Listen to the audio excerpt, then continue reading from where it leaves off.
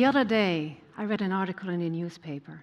It was about mainstream feminism and how it is too obsessed with the female body to be credible. It pointed to the endless parade of influencers on Instagram who post pictures of their seemingly imperfect body on the internet under the hashtag of feminism. Popular feminists, the writer claimed, seem to think that women will be liberated once we grow our armpit hair and show our nipples on the internet. But according to the article, there are much more important matters to fight for. And I thought, no, feminism isn't obsessed with the female body, the world is. And it's time we talk about this global obsession with the female body, because it gets in the way of women's liberation. After years of feminist writing, I've come to believe that true freedom starts with women reclaiming their body. In The Second Sex, Simone de Beauvoir describes how girls feel that their body escapes them once they reach puberty and take on feminine forms. Suddenly, they are seen as a thing by others, and they feel this. It makes them alienate from their body. And I remember reading this when I was in high school, and I was struck. This was exactly how I felt. I never felt in my body. It was always as if I was outside it, observing it, judging it. And my body never felt mine. It was from others. It was from the man in the street who followed me with their eyes and made comments about my breasts and my butt. It was from this old man who lived a couple of houses down the street, who suddenly stuck his hand in my knickers when I was a little girl. It was from my mother, who always complained that my butt was too fat because it sticked out my bikini bottoms. It was from this male colleague in the restaurant where I worked as a waitress, who on my very first day looked me in the eyes and said, "You'd better stay away from me, otherwise I will be too distracted to work." It was from my two older brothers, who always called me fat and ugly, and not worthy of the name woman. One of them had the four walls of his room, from top to bottom, hanged with posters of naked women. I remember their round breasts. They were nothing like mine.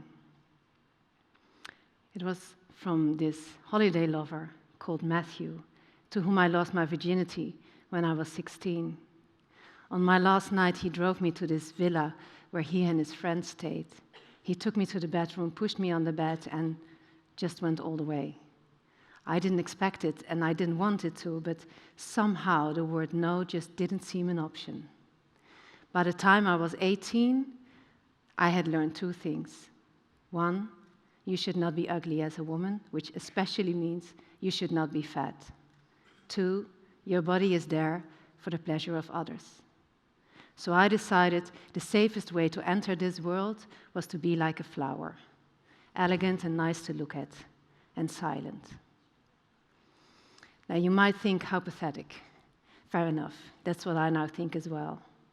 And as a woman, you might think, too bad for you, but why do I need to reclaim my body? Since when is it not mine?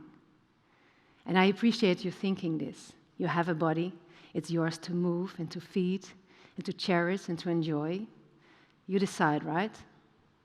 But then I ask you, when was the last time you looked in the mirror and you saw a woman you loved from head to toe? And when was the last time you entered a room without being conscious of your body and the way it looks?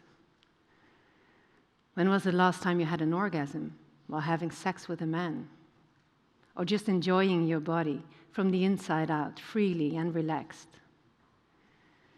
Now, if your answer to these questions is yesterday, or last week, or even last year, good for you. But do know you are one of the happy few. Research shows the vast majority of women is unhappy about their body. In fact, so many women feel miserable about their body that it even has a name, normative discontent, meaning women are miserable about their body because it doesn't look like the norm. And although this unhappiness goes back for ages, it has significantly grown in the past 30 years. With the rise of visual culture, appearance has become ever more important. Moreover, the feminine ideal has become more uniform, meaning thin, white, and blonde, and has become synonymous with sexy. And according to research, this has a lot to do with the rise of fashion magazines. Now, I spent a great deal of my career working for fashion magazines. Don't ask me why, because it was very clear that I didn't belong there. I had a lot of stupid questions, such as why the models in our shoots kept getting thinner and younger, or why there were so many pictures of naked butts in our magazine, or why, when I got to interview a star like Angelina Jolie, I had to ask her about her beauty rituals, instead of, I don't know, her views on the refugee crisis. My questions were always met with a glassy look by my colleagues, as if I just didn't understand it. And I didn't, until one day our editor-in-chief explained it to me. She said, "You see, we are here to create a desire."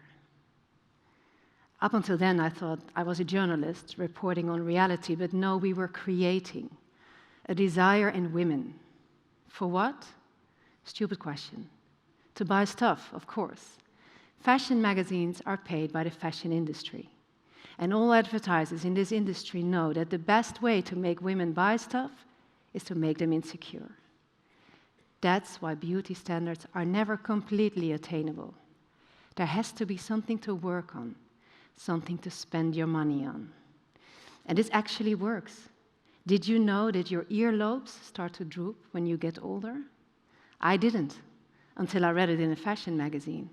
And now I find myself shopping on the internet for earlobe cream. You could say, of course, don't read fashion magazines. But they are just an outlet of an industry that is highly influential in shaping this visual culture, that in turn is everywhere around us. Every single day, we are bombarded with billboards and commercials and thousands of online images, often portraying photoshopped women with a more or less naked butt. They nest in our brains as images of what a woman should look like, creating an unattainable norm and thus creating massive body dissatisfaction. Did you know that on Monday morning you feel at your ugliest? Advertisers do. They make use of behavioral scientists that know more about you and me than we. And they use it to send our messages, so-called empowering messages, on our most vulnerable moments, aligned with tips and tricks and instant beauty rescues that you can, ta-da, order with just one click. And this creates an inescapable loop, because of course, women try to adhere to the norm. That's what people do. Men do it too. Only for them, this doesn't mean that they need to have a waistline as thin as a piece of paper, or that they have to look like they are 17 years old. For women, it does. So they spend, indeed, a lot of money on clothes and creams and cosmetics and Botox and plastic surgery. Here's the irony. We're conditioned to look sexy as hell, but we often don't have good sex ourselves. A lot of women have difficulties reaching an orgasm while having sex with a man. In fact, this phenomenon is so common that it has a name too. It's the orgasm gap. While 95% of men orgasm when they have sex with a woman, only 65% of women can say the same for having sex with a man. Now, science has many reasons for this. Women don't know how their body works. It's complicated. It's not taught to us. We're not raised to explore our bodies. Everyone in high school knows that the girl who is openly sexual is called a slut. And we have sex with men who don't know either because they learned it from mainstream porn. But I once asked a famous sexologist why he thought women don't orgasm. And he said the disturbing words, "Many women feel that their body during sex is not from them. It's from the other."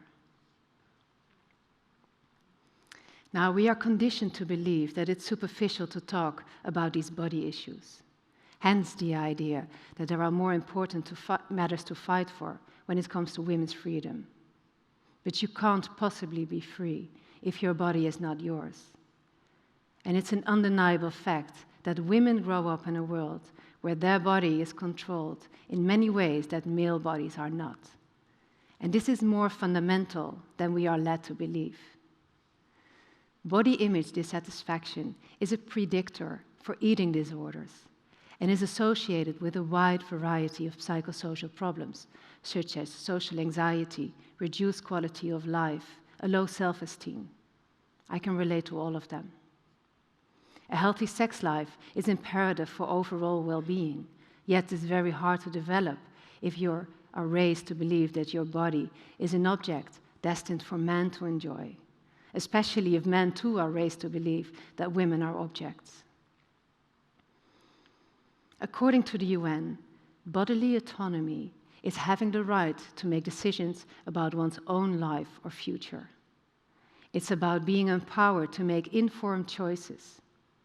It's a fundamental right that's been denied to women all over the world, including, I would say, our so-called free Western world.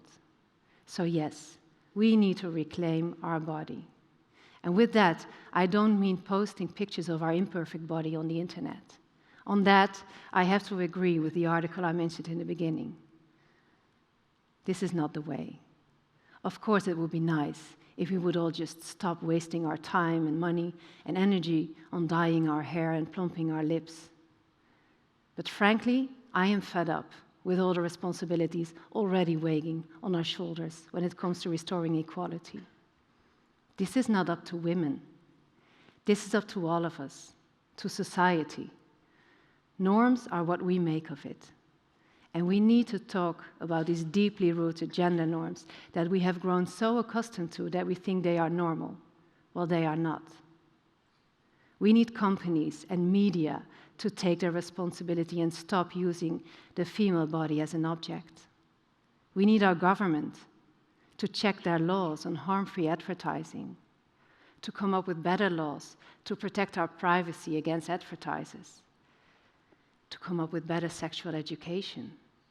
I need our government to ban TikTok because I have an 11-year-old daughter who thinks being a woman means being thin and dancing around in your underwear all day. Now, when I look at her, I realize there's little point in wanting to be like a flower. Flowers die, and we have a life to live. It took me half a life and a lot of stress to figure that out. I wish for our daughters that they grow up in a world where they can start their life right away. Thank you.